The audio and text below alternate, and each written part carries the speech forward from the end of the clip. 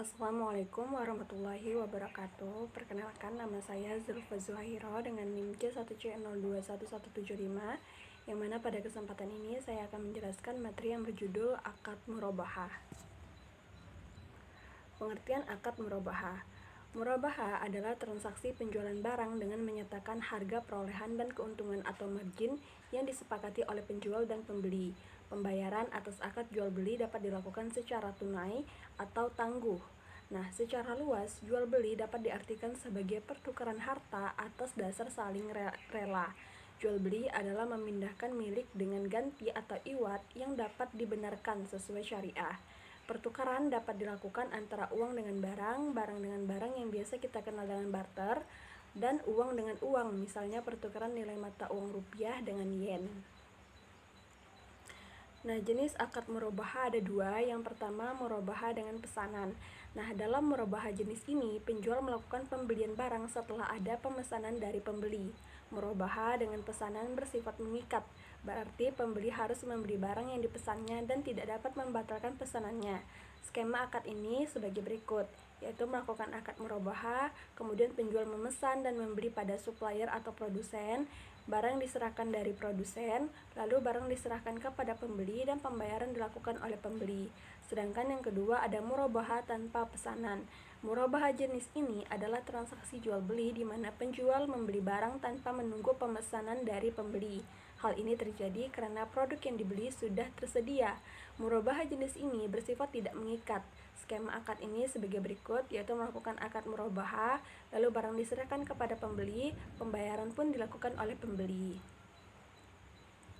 Sumber hukum akad murabahah itu ada dua. Yang pertama ada dari Al-Quran, yang mana dalam Quran Surah An-Nisa ayat 29 yang artinya, hai orang-orang beriman, janganlah kamu saling memakan atau mengambil harta sesama dengan jalan yang batil atau tidak benar, kecuali dengan jalan perniagaan yang berlaku dengan sukarela di antaramu.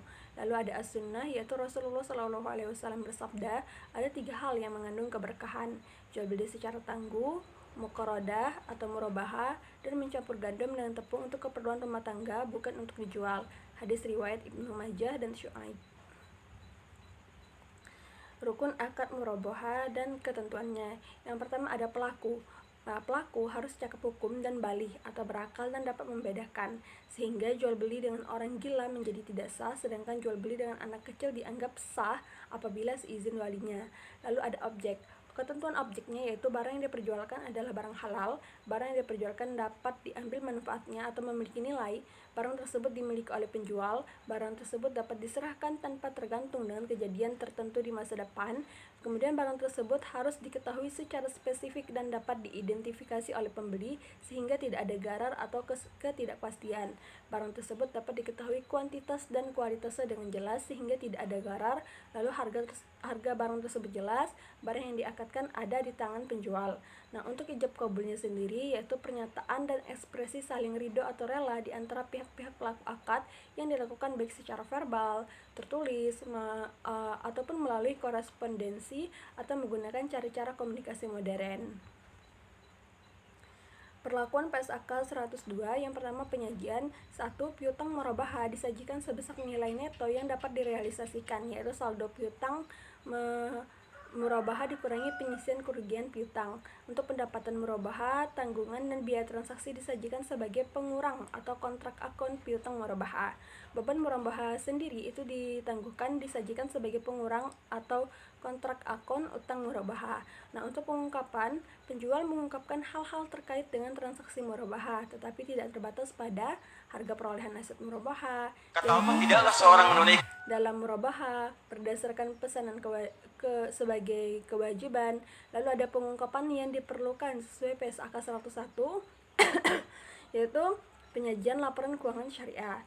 Lalu yang kedua, pembeli mengungkapkan hal-hal terkait dengan transaksi murabahah, tetapi tidak terbatas pada nilai tunai aset yang diperoleh dari transaksi murabahah, jangka waktu murabahah tangguh, maupun pengungkapan yang diperlukan sesuai PSAK 101. Ilustrasi akad murabahah. Sebuah bank syariah membeli rumah senilai 400 juta atas permintaan seorang nasabah dalam akad murabahah. bank menambahkan margin keuntungan sebesar 8%. Nah, nasabah setuju membayar dalam jangka waktu 5 tahun, yaitu 60 bulan. Nah, hitunglah jumlah angsuran bulan yang harus dibayar oleh nasabah. Harga beli rumah tersebut 400 juta, sedangkan margin keuntungannya 8%. Jadi 400 juta dikali 8% sama dengan 32 juta margin keuntungan dari bank.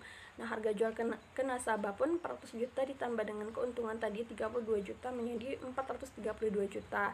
Nah, angsuran bulanan yang harus ditanggung oleh pembeli yaitu selama 5 tahun atau 60 bulan, 432 juta dibagi 60 sama dengan 7.200.000. Nah, nasabah harus membayar angsuran bulanan sebesar Rp7.200.000.